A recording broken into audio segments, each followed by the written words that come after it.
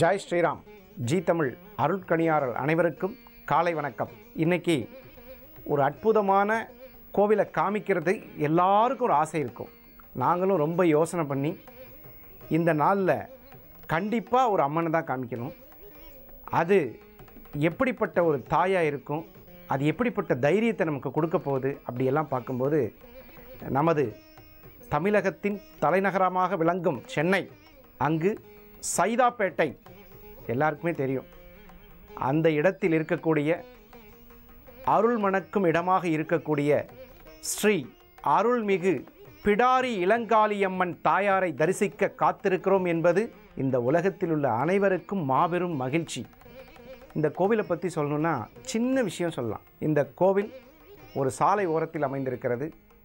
இந்த மெட்ரோ ரயிலெலாம் வரும்போது, ரோடெல்லாம் பெருசு பண்ணும்போது இந்த கோவிலை எடுப்பதற்கான சில முயற்சிகள்லாம் எடுக்கப்பட்ட போது அங்கிருந்து சில நாகங்கள் வந்ததாகவும், அப்புறம் இந்த கோவிலை எடுக்காமையே அந்த பிளான் மாற்றி அந்த மாதிரி அந்த கோவில் நிரந்தரமாக அந்த இடத்துல இருக்கக்கூடிய ஒரு மகா பாக்கியத்தை பெற்ற ஒரு தாயாருங்கிறது ஒரு பெரிய அதிசயமான உண்மை.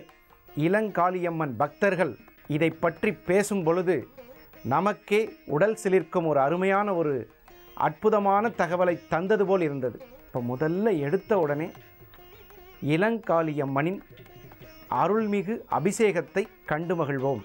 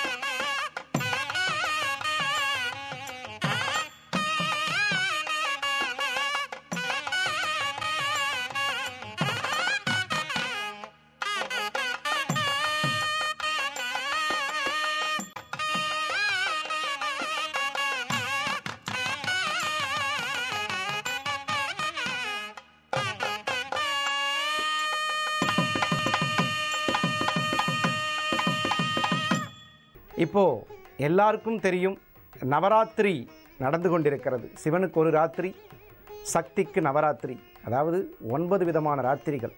இந்த நவராத்திரியில் சில பேர் வீட்டை விட்டு கூட வெளியே போக மாட்டாங்க. என்ன காரணம்னு கேட்டால், 9 தேவதைகளும் சாயங்காலம் ஒரு 6 மணிக்கு மேலே விளக்கு பற்ற வச்சு கும்பிடுற வீட்டுக்கு விருந்தாளியாக வருவாங்கங்கிறது ஒரு ஐதீகம். அதனால் குழந்தைங்களெல்லாம் வச்சு, கொலுவெல்லாம் வச்சு, அந்த மகிழ்ச்சி பெருக்கை அன்னை வீட்டுக்கு வரும்போது ஒரு 2 குழந்தைங்க இருந்தாலோ 3 குழந்தைங்க இருந்தாலோ பக்கத்து வீட்டு குழந்தைங்களெல்லாம் கூப்பிட்டு வச்சு பாடல்கள் பாடி அன்னை வீட்டுக்கு வரும்பொழுது மகிழ்ச்சியாக, யாரெல்லாம் இந்த 9 நாள் வீட்டில் கண்ணீர் விடாமல் இருக்கிறாங்களோ அவர்கள் வீட்டில் தேவதைகள் அகலாது வாசம் செய்வார்கள். இப்பொழுது இந்த கோவிலில் வைக்கப்பட்ட நவராத்திரிக்கு வைக்கப்பட்ட அந்த கொழு, அதை பார்த்து மகிழ்வோம்.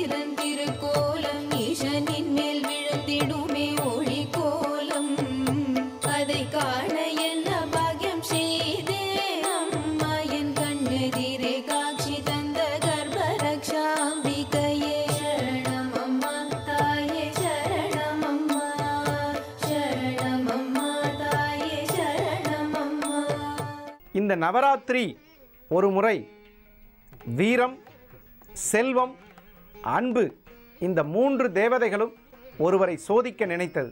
அப்போ ஒரு கணவன் பார்த்து மனைவியிடம் கேட்கிறான், இந்த 3 தேவதைகளை யாரை முதலில் கூப்பிடுவது?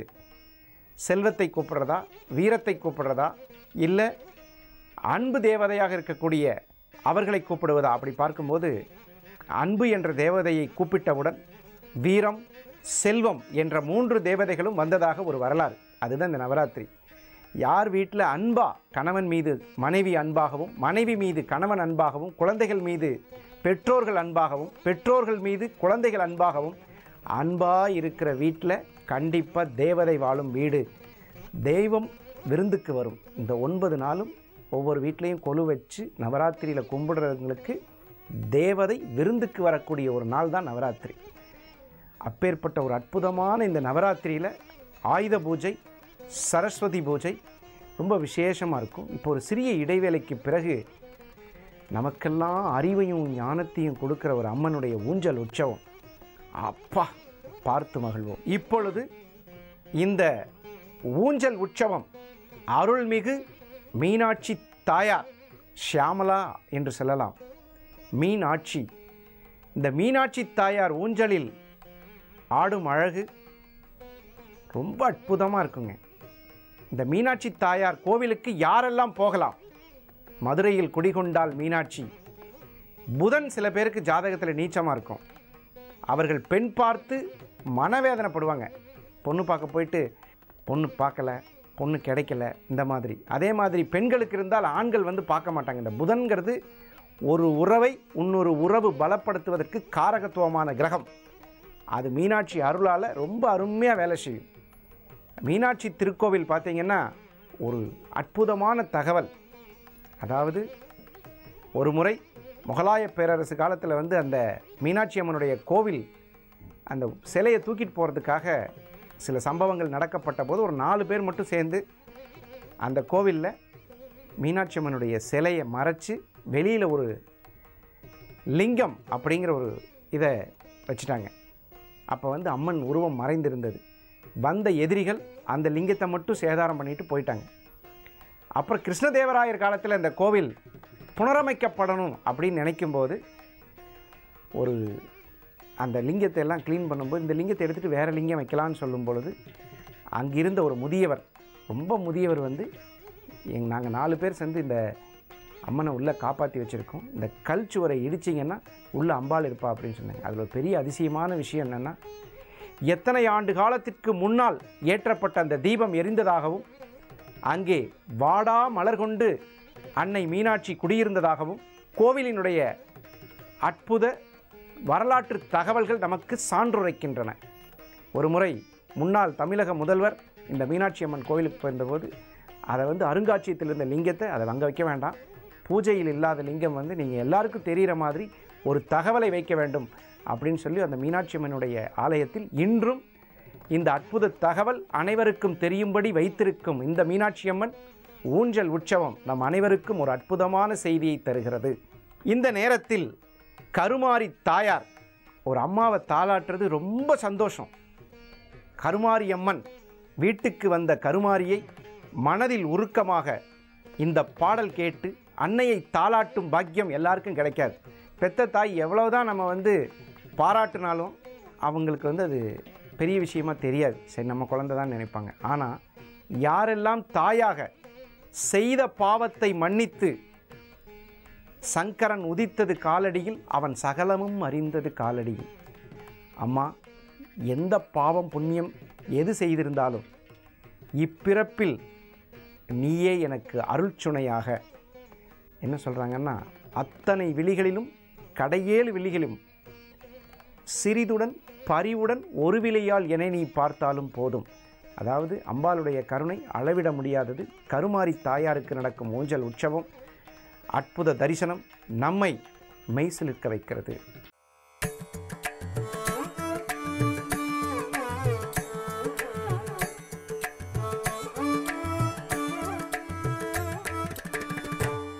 மாயனை மண்ணு வட மதுரை மைந்தனை, மாயனை மண்ணு வட மதுரை மைந்தனை, தூய பெரு நீர் யமுனை துறைவனை, தூய பெரு நீர் யமுனை துறைவனை, ஆயர் குலத்தேனில் தோன்றும் அணி விளக்கை, ஆயர் குலத்தேனில் தோன்றும் அணி விளக்கை, தாயை குடல் விளக்கம் செய்த தாமோதரனை, தூயோமாய் வந்து நாம் தூமலர் தூவி தொழுது, தூயோமாய் வந்து நாம் தூமலர் தூவி தொழுது, வாயினால் பாடி மனத்தினால் சிந்திக்க, போய பிழையும் போக்கு தருவான் நின்றனவும், போய பிழையும் போக்கு தருவான் நின்றனவும், தீயினில் தூசாகும் செப்பேலோரும் பவளாய், தீயினில் தூசாகும் செப்பேலோரும் பவளாய். சிறிய இடைவேளைக்கு பிறகு ஆயுத பூஜை அப்படின்னா என்ன, அதை எப்படி கும்பிடணும் அப்படிங்கிறத பார்க்கலாம். இந்த ஆயுத பூஜை என்பது மதத்திற்கு அப்பாற்பட்டது. யாரெல்லாம் உழைச்சி சம்பாதிக்கிறாங்களோ அவங்களுக்கெல்லாம், ஒரு தொழிலாளர்களுக்கு, ஒரு வேலை செய்கிறவங்களுக்கு அனைவருக்கும் ஆயுத பூஜை ஒரு பெரிய சந்தோஷத்தை கொடுக்கும். பேனா வைத்து எழுதுபவர்கள் முதல் கொண்டு விமானம் ஓட்டி வரை அனைவரும் ஒரு எந்திரத்தை பயன்படுத்துவது. இதற்கு ஆதிக்க கிரகம் சனி பகவான். யாரெல்லாம் சனி பகவானை கும்பிட்றோமோ அவர்களுக்கு தொழில் விருத்தி கண்டிப்பாக கிடைக்கும். எந்த பொருளை தெய்வமாக நினைக்கிறோமோ அது நம்மை காப்பாற்றும். அதைத்தான் இந்த பூஜை நமக்கு உணர்த்துகிறது. இந்த பூஜை என்ன இன்னொரு முக்கியமான விஷயத்தை சொல்லுதுன்னு கேட்டால், தர்மத்தில் இருக்கக்கூடிய தேவதையாக இருக்கக்கூடிய நந்தி தேவர் நமக்கு இந்த பூஜையினால் என்ன ஒரு முக்கியமான விஷயத்தை சொல்கிறாருன்னா, நாம் பயன்படுத்தக்கூடிய, நாம் செய்யக்கூடிய தொழிலில் எந்த விதமான துஷ்பிரயோகமும் செய்ய மாட்டேன் அப்படிங்கிற அந்த விஷயத்தை நம்ம இன்றைக்கி சத்திய வாக்காக எடுத்து நாம் பயன்படுத்தக்கூடிய ஆயுதங்கள். ஏன்னா ஆயுதம் இல்லாமல் ஒரு பூஜையே இருக்காது. ஒரு மரம் ஏறுறவருக்கு ஒரு கத்தி அவருக்கு பூஜையாக இருக்கும். இந்த மாதிரி ஒவ்வொருத்தரும் இந்த மாதிரி ஆயுத பூஜை செய்யும் பொழுது அவர்களுடைய தொழிலில் அந்த வருடம் முழுவதும் காக்கும் தேவதையாக, தர்மம் உங்களை காப்பது போல் தர்ம தேவதையாக இந்த ஆயுத பூஜை உங்களை தேவனாக நின்று காக்கும். அதற்கு இந்த 9 நவதுர்க்கைகளும் நம்மை காப்பாற்றி நம்மளுடைய அருள் செல்வம், பொருள் செல்வம், கல்வி செல்வம் இவையெல்லாம் மேலோங்க தேவதைகளின் ஆசீர்வாதமாக இருக்கக்கூடிய இந்த நாள் உங்கள் அனைவருக்கும் ஒரு மாபெரும் வெற்றியை தரும்.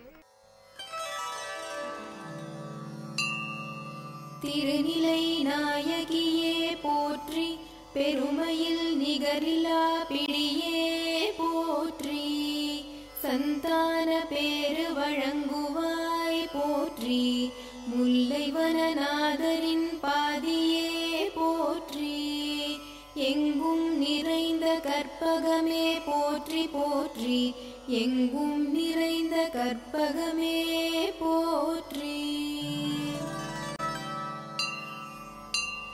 கர்ப்பரக்ஷாம்பிகையே கருணை வடிவே உந்தன் பாதமலர் ஒன்றே சரணாகதியம்மா, உன் பொற்பாத கமலமே சரணாகதி, உன் பொற்பாத கமலமே சரணாகதி. கர்ப்பரக்ஷாம்பிகையே கருணை வடிவே உந்தன் பாதமலர் ஒன்றே சரணாகதியம்மா, உன் பொற்பாத கமலமே சரணாகதி, உன் பொற்பாத கமலமே சரணாகதி.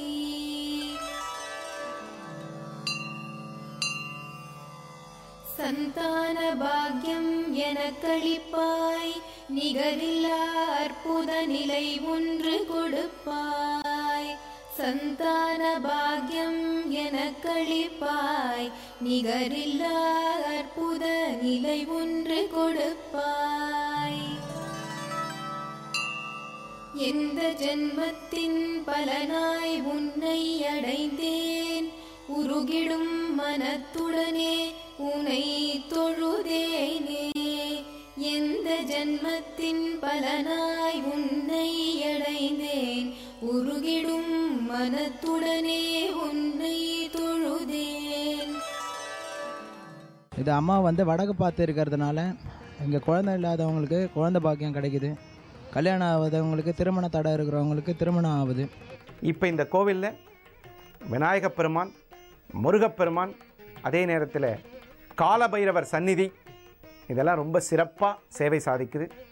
இந்த மாதிரி ஒரு அருமையான ஒரு நாளில் நமக்கு தைரியத்தை கொடுப்பதற்கு இளங்காளி அம்மனும், கல்வி அறிவை குடிப்பதற்கு மீனாட்சி அம்மனும், லக்ஷ்மி கடாட்சத்தை கொடுக்கக்கூடிய கருமாரி தாயாரும், இந்த 3 தேவதைகளினுடைய அருளாசி இன்று ஒரு அற்புதமான மனதில் இருக்கக்கூடிய அனைத்து கஷ்டங்களும் இறக்கி வைத்தது போன்ற ஒரு அருமையான நிலையை உங்கள் அனைவருக்கும் தந்திருக்கும் என்று சொல்லி, இந்த நவராத்திரியில் கண்டிப்பாக தேவதைகள் நம்ம வீட்டில் குடியிருக்கக்கூடிய ஒரு நல்ல நாள்.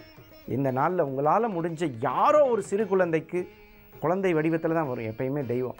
ஏன்னா தேவதை, அந்த தேவதை வந்து ஒரு குழந்தை வடிவத்தில் வரும். குழந்தையாக வந்து ஏதாவது அழுதா கூட அதை சமாதானப்படுத்தி கோவப்படாமல் அதை பக்குவமாக வச்சு ஒரு தேவதையாக பாவித்து அந்த குழந்தையை சிரிக்க வைக்கிற முயற்சியில் ஈடுபடும் பொழுது 3 தேவதைகளும் நீங்காமல் உங்கள் முன் நின்று நீங்கள் செய்யும் அனைத்து காரியங்களிலும் வெற்றியை கொடுப்பார்கள் என்று சொல்லி மீண்டும் அற்புதங்கள் தரும் ஆலயம் பகுதியில் நாளை சந்திக்கும் வரை உங்களிடமிருந்து விடைபெறுவது உங்கள் ஜாமக்கோல் பிரசன்ன ஜோதிடர் நல்ல நேரம் நாகராஜ். நன்றி, வணக்கம். ஸ்ரீ சிவார்